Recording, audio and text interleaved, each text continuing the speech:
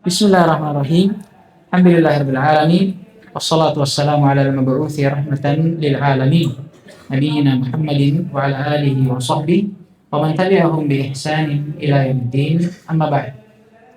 Alhamdulillah, kita masih melanjutkan pelajaran kita masih di dalam mempelajari cabang ilmu ushul fiqih, masih dalam membaca kitab Al-Usul min Ilmi Al-Usul karya Fadilat Syekh Al-Allamah Muhammad bin Shalih Al-Utsaimin rahimahullahu ta'ala.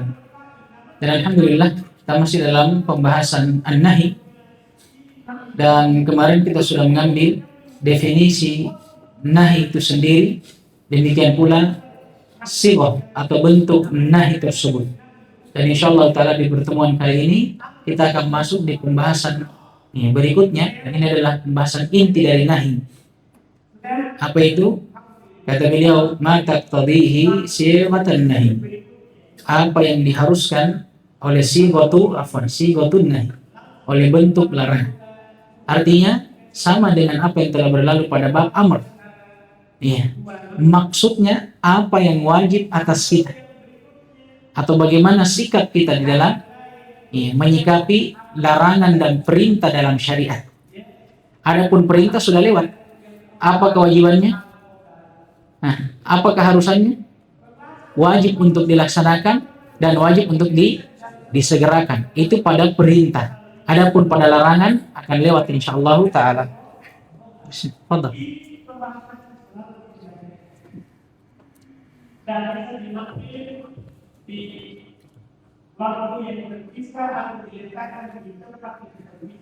Bismillahirrahmanirrahim. Ma taqtadihi sighatun nahi. Sighatun nahi 'inda al-itlaqi taqtadi tahrim al-manhi 'anhu wa fasadah. Fa min al-adillati annaha taqtadi tahrima qawluhu ta'ala wa ma ataakumur rasulu fakhudhuhu wa ma nahakum 'anhu fantahu. Fal amru bil intihai 'amma nahaa 'anhu yaqtadi wujubal intihai wa min lazimi dhalika tahrimul fi'li. Wa min al-adillati ala annahu yaqtadi al-fasada qawluhu sallallahu alaihi wasallam man 'amila 'amalan laysa 'alaihi amruna fa huwa raddun ay mardudun wa ma nahaa 'anhu fa laysa 'alaihi amrun nabiy sallallahu alaihi wasallam fa yakunu marduda. Masyaallah. Qala rahimahullah ta'ala ma taqtadihi sighatun nahi. Apa yang diharuskan oleh bentuk larangan. Sebagaimana yang kita sebutkan tadi, artinya bagaimana sikap kita yang seharusnya di dalam menyikapi larangan yang datang dalam syariat. Qala rahimahullah sighatun nahi, bentuk larangan ketika datang dalam syariat, indal itlaq. Paham ini? Dalam bentuk mutlak, sama seperti amr sebelum. Maka nahi tersebut atau larangan tersebut taqtadi tahrimal manhi anhu wa fasadahu, mengharuskan haramnya apa yang dilarang dan fasid dan batilnya apa yang dilarang tersebut ketika dilakukan. Saya ulangi, sighah nahi atau larangan ketika datang dalam syariat indal itlaq, dalam bentuk mutlak. Apa artinya mutlak? Sama yang telah berlalu dalam bab amr, inda tajarrudihi anil qarinah, tatkala dia kosong dari qarinah, tanda dan dalil yang mengeluarkan dia dari makna asalnya. Paham ini? Karena akan lewat nanti ketika dia terikat dengan qarinah, maka kadang larangan itu keluar dari makna asalnya. Tapi di sini yang beliau maksudkan ketika larangan itu terlepas dari qarinah, maka hukum asalnya dia menunjukkan akan dua hal. Yang pertama, tahrimal manhi anhu, haramnya apa yang dilarang. Dalam artian kalau kita lakukan berarti kita berdosa. Wa fasada, demikian juga fasidnya dan batilnya hal yang diharam dan dilarang tersebut apabila kita lakukan. Ini. Nah, sekarang beliau akan bawakan dalilnya. Fa minal adillah ala annaha taqtadi tahrim qawluhu ta'ala wa ma ataakumur rasulu fakhudhuhu wa ma nahakum anhu fantahu. Dan di antara dalil yang menunjukkan atas penunjukan larangan yang menunjukkan akan makna haramnya apa yang dilarang adalah firman Allah Subhanahu wa taala, dan apa saja yang Rasul datang kepada kalian dengannya, fakhudu, maka ambillah, wa ma nahakum anhu fantahu, dan apa saja yang beliau larang maka jauhilah. Kata beliau, fal amru bil intiha amma naha anhu yaqtadi wujubal intiha. Perintah untuk berhenti dan berlepas diri dari apa yang dilarang oleh Rasul ini mengharuskan wajibnya untuk berhenti dan berlepas diri darinya. Wa min lazimi dzalika tahrimul fi'li, dan di antara keharusan dari hal tersebut yaitu haramnya perbuatan itu. Perhatikan, Allah Subhanahu wa taala berfirman, "Wa ma atakum rasul fakhudhu wa ma nahakum anhu fantahu." Apa yang Nabi datang dengannya, ambillah. Termasuk apa yang Nabi perintah, apa yang Nabi contohkan. Apa perintah Allah? Ambillah, lakukanlah, ikutilah. Wa ma nahakum anhu fantahu. Ini syahidnya. Adapun apa yang beliau larang, maka tinggalkanlah. Perhatikan sisi pendalannya, kata beliau, di dalam ayat ini Allah memerintahkan kita untuk apa? Meninggalkan dan berlepas diri dari apa? Apa yang beliau larang. Berarti Allah memerintahkan kita untuk tidak melakukan apa yang beliau larang. Ini larangan syariat. Dan di antara keharusan tersebut, berarti kalau begitu menunjukkan akan haramnya perbuatan tersebut untuk dilakukan. Kenapa? Karena Allah perintahkan kita untuk berlepas diri darinya. Paham tidak ini? Paham tidak? Siapa yang belum paham angkat tangan? Sekarang saya tanya antum. Allah memerintahkan kita untuk berlepas diri dari apa yang dilarang. Apa yang ditunjukkan? Berarti kalau begitu, apa yang dilarang tersebut haram untuk dilakukan. Kenapa bisa? Jawabannya simpel. Karena tidak mungkin Allah melarang sesuatu kecuali itu pasti haram. Paham ini? Mungkinkah Allah mengetahui sesuatu yang haram kemudian dia tidak melarang hamba ini? Tidak. Paham ini? Jadi sisi pendalilan dari hal tersebut, dari perintah Allah untuk berlepas diri dari apa yang dilarang, menunjukkan berarti apa yang dilarang tersebut adalah perbuatan yang haram. Karena andai kata dia tidak haram, pasti Allah Subhanahu wa taala tidak akan melarangnya. Wa min adillati ala annahu yaqtadi al-fasad. Adapun dalil yang menunjukkan bahwa larangan mengharuskan fasidnya dan batilnya apa yang dilarang, qauluhu sallallahu alaihi wasallam, sabda Nabi alaihi salatu wassalam, man amila amalan laisa alaihi amruna fahuwa raddun. Barang siapa yang mengamalkan suatu amalan yang tidak kami perintahkan, maka amalan tersebut tertolak. Kata beliau, wa man naha anhu, dan apa yang dilarang oleh Nabi, falaisa alaihi amrun Nabi sallallahu alaihi wasallam, maka itu tidak termasuk dari apa yang diperintah, fayakunu marduda. Maka dari sinilah kita katakan kalau begitu apa yang Nabi larang, apa yang syariat larang itu tertolak. Nah, untuk dalil dari masalah yang kedua ini lebih dalam lagi sisi pendalilannya, karena dia diambil dari makna yang terkandung dari hadis. Coba perhatikan, siapa yang melakukan amalan yang tidak kami perintah, maka amalan tersebut tertolak. Sekarang saya tanya, larangan syariat apakah termasuk dari yang tidak Nabi perintah atau yang dari Nabi perintah? Yang tidak diperintah masuk tidak dalam hadis ini? Masuk. Maka kalau begitu kita katakan larangan syariat juga termasuk perkara yang apabila dilakukan maka keharusannya apa? batil, fasid, tidak diterima. Paham tidak ini? Paham sisi pendalilannya? Jadi nahi di sini masuk di laisa alaihi amruna. Dia termasuk dari perkara yang tidak datang perintahnya. Indah. Mana mungkin syariat melarang terus Nabi perintahkan? Kan tidak mungkin. Kalau begitu, larangan-larangan syariat dia masuk dalam hal-hal yang tidak diperintah. Makanya siapa yang mengamalkan itu diterima atau tidak amalannya? Tidak. Melainkan amalannya akan tertolak. Dan disinilah dalil yang menunjukkan bahwa di antara keharusan dari larangan menunjukkan akan fasidnya dan batilnya apa yang dilarang. Lanjut. ثم قال المصنف رحمه الله تعالى هذا وقاعدة المذهب في المنهي عنه هل يكون باطلا أو صحيحا مع التحريم كما يلي الأول أن يكون النهي عائدا إلى ذات المنهي عنه أو شرطه فيكون باطلا الثاني أن يكون النهي عائدا إلى أمر خارج لا يتعلق بذات المنهي عنه ولا شرطه فلا يكون باطلا مثال العائد إلى ذات المنهي عنه في العبادة النهي عن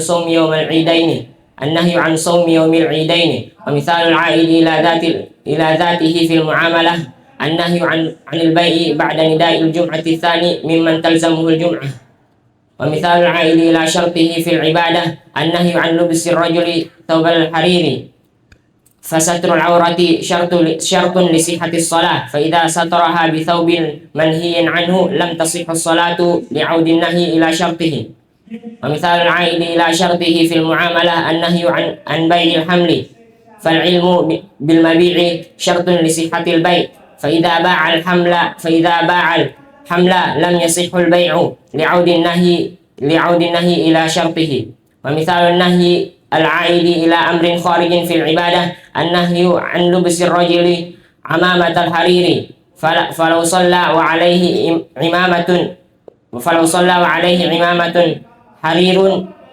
حرير لم تبطل صلاته لأن النهي لا يعود إلى ذات الصلاة ولا شرطه ومثال العائد إلى أمر خارج في المعاملة النهي عن الغش فلو باع شيئا مع الغش لم يبطل البيع لأن النهي لا يعود إلى ذات البيع ولا شرطه. Masya Allah. Sama qala rahimahullah hada. Demikian pembahasan tentang apa? Ma taqtadihi sighatun nahi. Tentang keharusan dari larangan. Kesimpulannya, ketika datang larangan dalam syariat, maka keharusannya ada berapa? 2. Yang pertama, menunjukkan akan haramnya apa yang dilarang. Dalam artian, kalau kita lakukan, maka kita berdosa karena haram untuk dilakukan. Yang kedua, menunjukkan akan fasidnya, batilnya, tidak diterimanya apa yang dilarang tersebut kalau kita lakukan. Paham tidak ini? Ini kesimpulan. Nah, hanya saja di dalam hal ini ada satu pembahasan yang dibahas di tengah para ulama, khususnya tentang masalah fasidnya apa yang dilarang. Kenapa? Karena dari kalam muallif sebelumnya ini menunjukkan bahwa ketika datang larangan terhadap suatu perbuatan, maka larangan tersebut menunjukkan akan batilnya perbuatan tersebut secara mutlak. Artinya kapan kita lakukan sesuatu kemudian terdapat larangan di dalamnya, batal, fasid, mutlak, tidak diterima. Bersamaan dengan itu, sebagian ulama yang lainnya ada yang merinci. Ada yang merinci. Nah, inilah yang akan beliau bahas. Kata beliau, hada, demikianlah pembahasan dalam atau tentang keharusan dari larangan. Wa qaidatul madhab fil manhi anhu hal yakunu batila aw sahiha ma tahrim kama yali. Adapun kaidah madhab dan madhab yang diinginkan ini madhab Hanabilah, karena beliau Allah taala alam zahirnya adalah orang yang bermadhab Hanabilah, madhabnya Imam Ahmad bin Hanbal. Dan kaidah madhab kata beliau dalam hal yang dilarang, apakah dia batil atau sahih tapi bersamaan dengan itu ada pengharaman. Kama yali, seperti yang akan datang. Paham ini? Yang pertama kata beliau, awalan ayyakuna an-nahyu aidan ila dhatil manhiyi anhu aw syartihi. Larangan di sisi madhab itu kadang dia kembali kepada zat amalan tersebut atau syaratnya. Maka kapan dia kembali kepada hal tersebut, maka amalan tersebut batil. Paham ini? Nah, dari sini kita bisa simpulkan bahwa di sisi madhab, larangan itu atau sesuatu yang dilarang itu tidak menunjukkan akan fasidnya apa yang dilarang secara mutlak, tapi ada perincian di dalamnya. Yang pertama, ketika larangan itu kembali kepada zat atau syarat dari sebuah amalan ataupun ibadah, maka ketika dia kembali kepada zat atau syaratnya, fayakunu batilan. Amalan tersebut apa hukumnya? Batil. Tsaniyan, adapun yang kedua, ayyakuna an-nahyu aidan ila amrin kharijin la yata'allaqu bidzatil manhi anhu aw syarti. Kadang larangan itu kembali kepada perkara luar, perkara lain yang sama sekali tidak berkaitan dengan zat atau syarat dari amalan dan ibadah tersebut. Maka kalau dia kembali ke perkara ini, bukan kepada zat dan syaratnya, disinilah para ulama berselisih, dan menurut mazhab la yakunu batila, amalannya tidak batil. Bil misal yattadihul maqal. Insyaallah dengan menyebutkan contoh akan lebih jelas apa yang kita sebutkan. Misalul aidi ila dzatil manhi anhu fil ibadah an-nahyu an shaumi yaumil idain. Contoh larangan yang kembali kepada zat ibadah seperti larangan untuk berpuasa pada hari atau pada 2 hari Id. Maka Nabi alaihissalatu wassalam pernah bersabda, tidak ada puasa di 2 hari Id. Sekarang saya tanya antum, dalam hukum larangan puasa di sini, larangannya kembali ke mana? Ke zatnya. Karena memang Nabi yang Nabi larang adalah puasanya. Paham ini? Kata para sahabat, kana Nabi alaihi salatu wassalam naha anis shaumi fi yaumil idain atau kama qala radhiyallahu ta'ala. Dahulu Rasulullah SAW itu melarang puasa. Apanya yang dilarang? Puasanya yang dilarang, zatnya yang dilarang pada 2 hari Id. Nah, berarti kalau begini, apa hukum puasanya? Batil. Tidak diterima. Kenapa? Karena larangan kembali kepada zat. Itu kalau ibadah. Wa mithalul a'idi ila dzatihi fil muamalah. Adapun contoh larangan yang kembali kepada zat tapi dalam bab muamalah. An-nahyu 'anil bai' ba'da nida'il jumu'ah. Ats-tsani mimman talzamuhul jum'ah. Larangan untuk melakukan transaksi jual beli setelah azan yang kedua bagi orang yang wajib untuk Jumat. Dalilnya firman Allah Subhanahu wa taala, fa idza afwan. Ya ayyuhalladzina amanu idza nudiya lis-salati fi yaumil jum'ah fas'au ila dzikrillah wadarul bai'. Paham ini? Ya. Wahai sekalian orang-orang beriman, ketika telah diseru kalian untuk mendirikan sholat Jumat, maka bersegeralah dan tinggalkanlah al-bai', jual beli. Kembali kemana? Kepada zatnya. Berarti apa hukum jual beli di sini? Batil, fasid, tidak diterima, tidak sah akadnya. Amin. Kenapa? Karena larangan kembali kepada zatnya. Itu untuk bentuk yang pertama. Misalul aidi ila syartihi fil ibadah. Adapun contoh larangan yang kembali kepada syaratnya dalam bab ibadah, an-nahyu an lubsir rajuli thawbal harir. Larangan dari mengenakan baju yang terbuat dari sutra bagi laki-laki.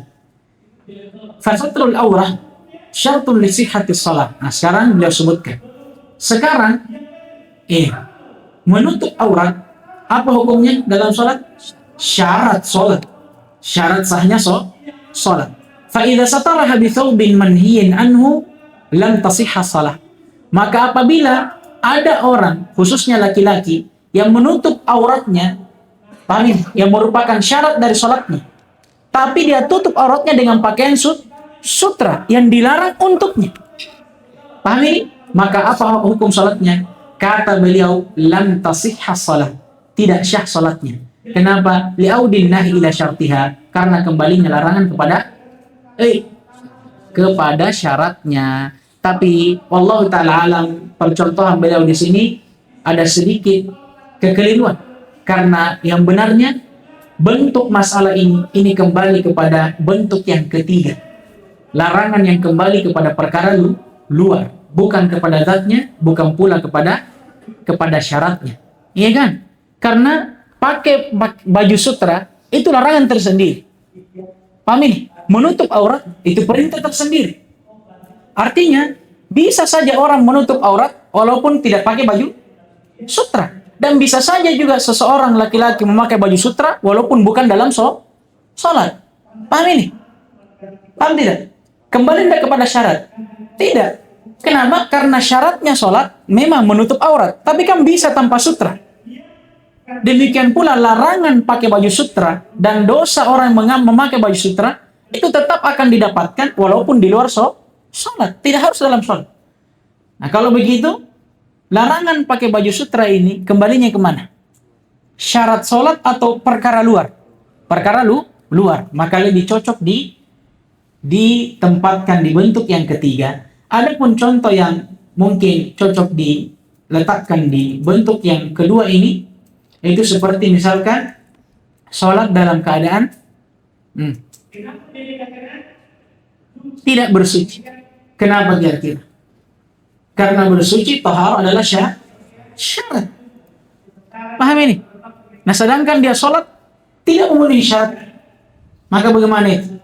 Kata Nabi alaihi salatu wassalam, la yaqbalullahu salata ahadikum idza haddatha hatta yatawadda. Allah tidak akan menerima salat kalian ketika dia berhadas sampai dia berwudu. Berarti berwudu adalah syarat salat. Nah sekarang orang salat tanpa tahar, apa hukum salatnya? Batil, fasid. Kenapa? Karena tidak terpenuhi syarat. Ada larangan yang kembali kepada syarat. Itu kalau dalam ibadah. Wa mithalul aidi ila syartihi fil muamalah. Adapun contoh larangan yang kembali kepada syaratnya dalam bab muamalah, an-nahyu an bai'il haml. Larangan untuk jual beli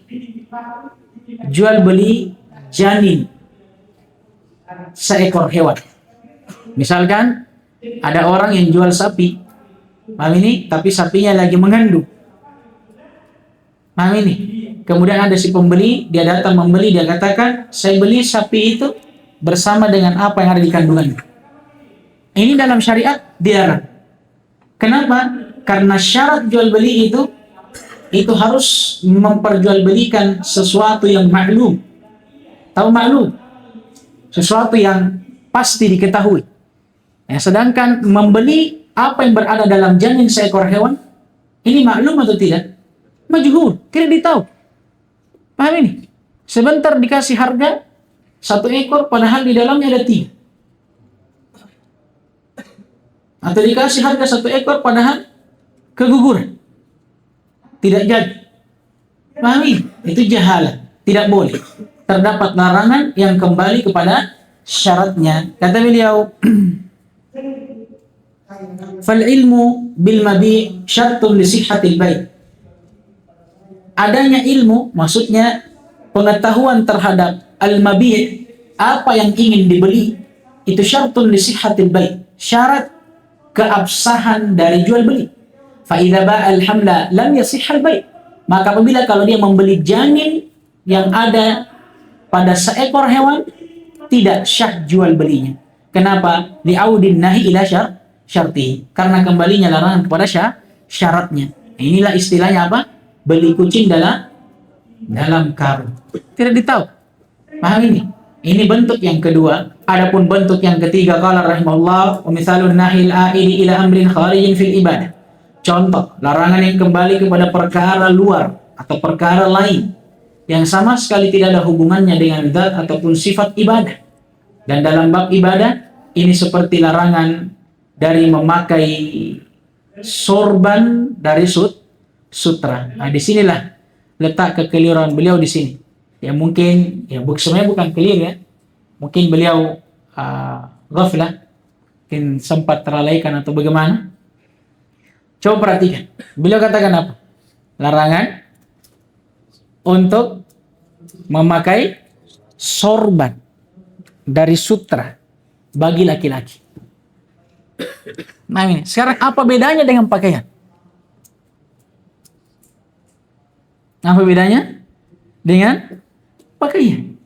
Paham ini? Tapi anggaplah kita berjalan di atas apa yang beliau sebutkan, maka kita lanjutkan dulu. Falau sholla, maka apabila seorang laki-laki salat, wa alaihi imamatu harir, dan dia memakai atau mengenakan sebuah sorban yang terbuat dari sutra, lam tabtul salatuh, maka salatnya tidak batil.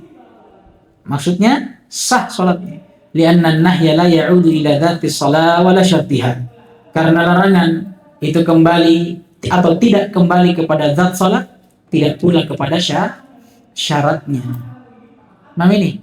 Nah, padahal larangan untuk memakai sutra ini umum. Nah, karena kan hadisnya itu Rasulullah SAW pernah bersabda, la talbasul harir, janganlah kalian menggunakan sutra. Faman labisaha fid dunya lam yalbisha fil jannah, atau kama qala alaihi salatu wassalam. Siapa yang mengenakannya di dunia, maka dia akan diharamkan darinya di surga. Sekarang larangan di sini umum atau khusus pada syarat sholat saja? Umum. Kecuali kalau Nabi mengatakan la talbisul harir fi sholat, jangan kalian pakai sutra dalam sholat. Atau Nabi mengatakan jangan kalian menutup aurat kalian di dalam sholat dengan sutra. Nah, kita katakan larangan kembali kepada syarat. Nah, larangan Nabi di sini mutlak. Larangan untuk memakai sutra bagi laki-laki dalam keadaan apapun, bukan hanya dalam keadaan sholat. Artinya, dia dapat dosa dari memakai sutra baik dalam keadaan sholat ataupun tidak. Maka tidak bisa kita gunakan di contoh apa? Contoh yang kedua. Larangan yang kembali kepada syarat ibadah. Tidak bisa.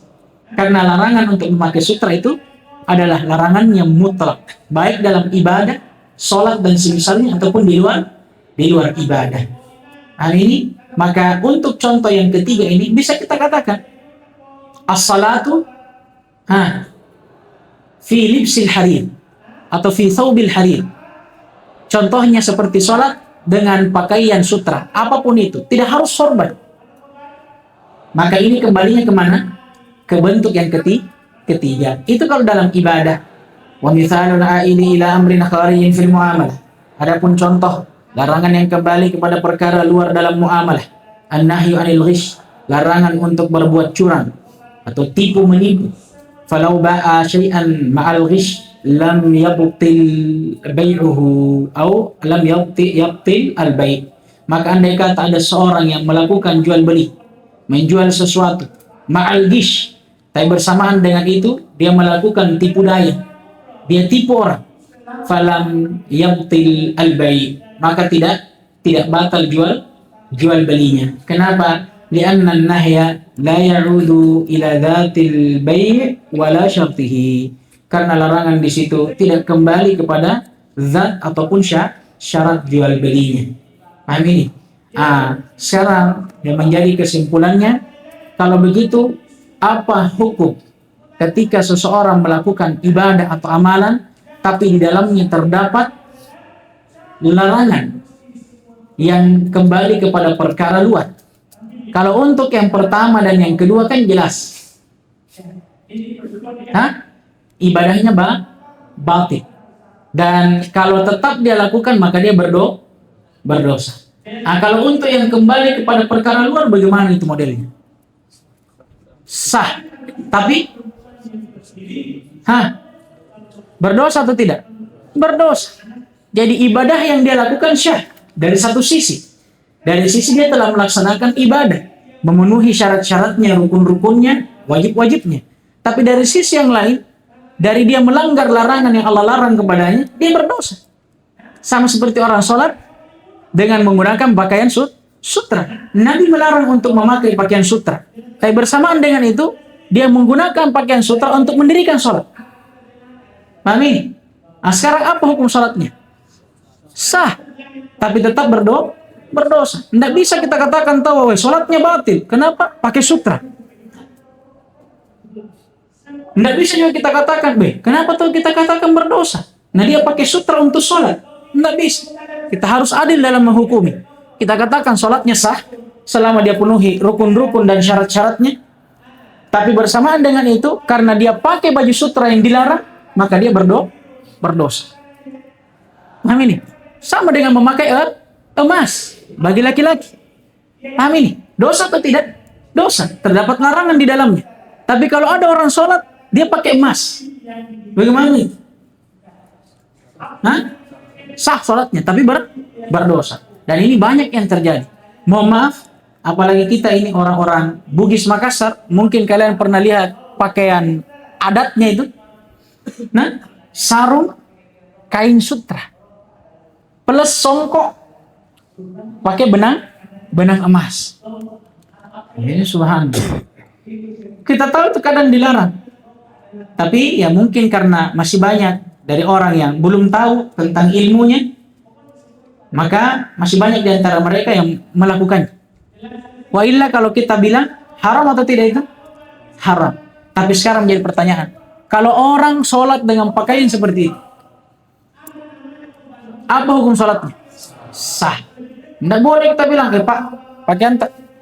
Ulang sholat tak. Lepas songkok tak, lepas sarung. Ulang. Karena tidak sah sholat tak. Tidak bisa. Sholatnya tetap syah, tapi dia berdosa. Maka apa kewajibannya? Apakah wajib dia ulang sholatnya? Tidak. Tapi yang wajib bagi dia hanya dia bertobat dari dosanya. Kemudian setelah itu, ini pembahasan baru lagi. Nah, ini penyempurna dari pembahasan tentang an-nahi, yaitu kadang nahi itu keluar dari makna asalnya. Lanjut, masih bisa. ثم قال رحمه الله وقد يخرج النهي عن التحريم إلى معان أخرى لدليل يقتضي ذلك فمنها الأول الكراهية ومثل منها الكراهة الأول الكراهة ومثل لذلك بقوله صلى الله عليه وسلم لا يمسن أحدكم ذكره بيمينه وهو يبول فقد قال الجمهور إن النهي هنا للكراهة لأن الذكر بضعة من الإنسان والحكمة من النهي تنزيه اليمين. الثاني الإرشاد مثل قوله صلى الله عليه وسلم لمعاذ لا تدعن أن تقول دبر كل صلاة اللهم أعني على ذكرك وشكرك وحسن عبادتك. ما شاء الله. قال رحمه الله وقد يخرج النهي عن التحريم إلى معاني أخرى. Kadang larangan keluar dari makna pengharaman kepada makna yang lainnya. Lidalilin yaqtadi dzalik. Tapi tetap ya, selalu harus ada dalil yang mengharuskan hal tersebut. Faminha, dan diantara makna tersebut, yang pertama al-karahah, kadang larangan bermakna makruh. Wa mathalu lidzalika biqaulihi sallallahu alaihi wasallam, dan mereka mempermisalkan hal tersebut dengan sabda Nabi alaihi salatu wassalam, la yamassanna ahadukum dzakarahu biyamin. Jangan sekali-kali. Perhatikan, jangan sekali-kali. Ini sigo apa ini? Nahi. Fi'il mudhari bergandengan dengan nahi. Bahkan di sini nahinya dia bawa dengan apa? Nunut taukid. La yamassanna. Jangan sekali-kali salah seorang di antara kalian memegang kemaluannya dengan tangan kanannya. Paham ini? Wa huwa yabul. Dalam keadaan dia kencing. Dalam hadis ini terdapat permasalahan tentang apa? Larangan memegang kemaluan dengan tangan kanan pada saat buang air kecil. Adzanillahu wa iyyakum. Sekarang asalnya kalau kita lihat sigoh larangan, apa yang terbetik di kepala kita? Haramnya apa yang dilarang. Tapi kadang larangan itu keluar dari makna haram dan diantara maknanya adalah al-karahah seperti dalam hadis ini.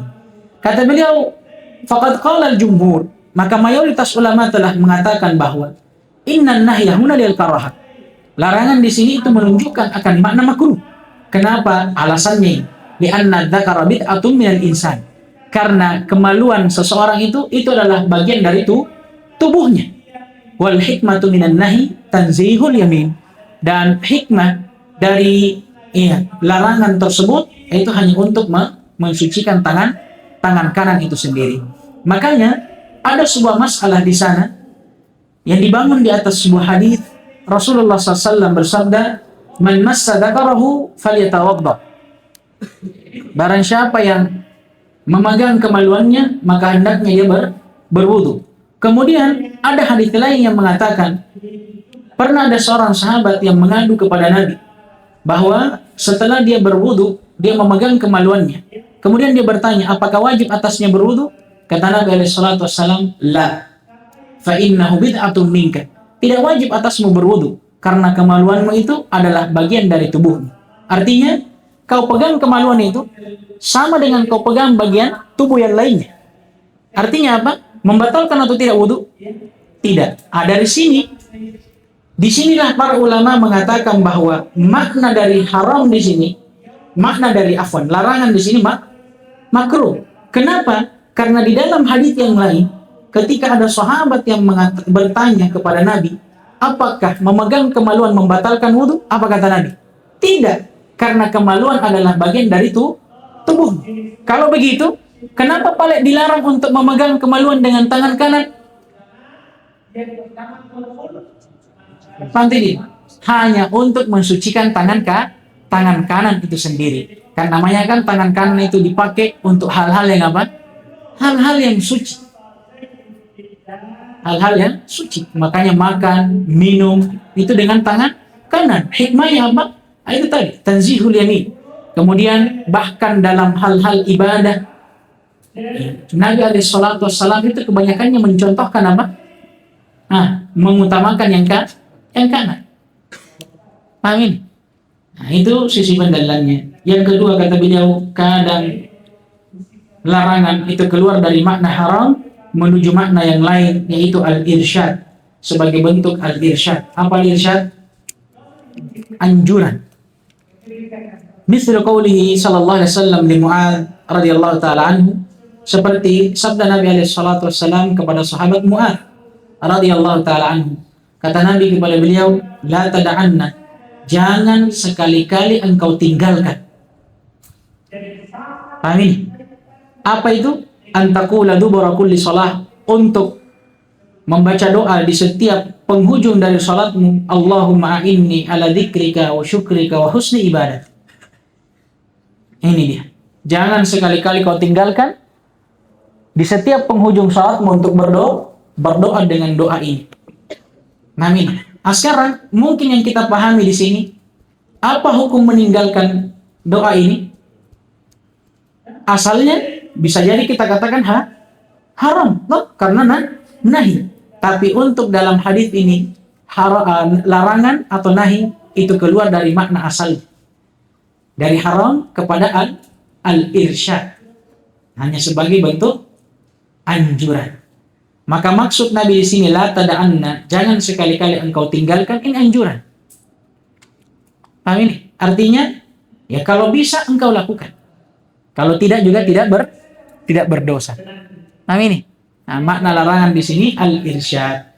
Kemudian setelah itu kita akan masuk dalam pembahasan yang baru, dan pembahasan ini keterikatannya sangat erat dengan pembahasan sebelumnya, khususnya tentang al-amr wan nahi.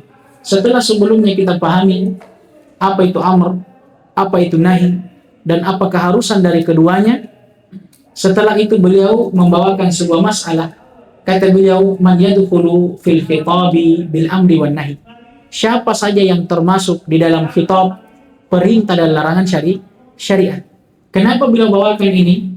Setelah kita mengetahui bahwa keharusan dari perintah itu wajib untuk dilakukan, artinya siapa yang meninggalkannya berdosa. Demikian pula kita telah mengetahui kewajiban atau keharusan dari larangan itu haram untuk dilakukan. Dalam artian kalau kita lakukan maka berdosa. Perlu kita tahu siapa saja yang sebenarnya masuk dalam khitab perintah dan larangan syariat.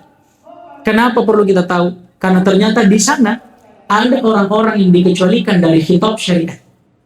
Ada orang-orang yang ketika datang kepadanya perintah dan larangan, itu tidak masuk dalam perintah dan larangan tersebut. Dalam artian, ketika dia tinggalkan apa yang diperintah, atau dia lakukan apa yang dilarang, maka tidak ada dosa baginya. Siapakah mereka? Akan datang insya Allah ta'ala. Tapi yang menjadi inti pembahasan, kenapa kita penting membahas hal tersebut? Supaya kita tahu, pertama, siapa saja yang masuk dalam perintah dan larangan.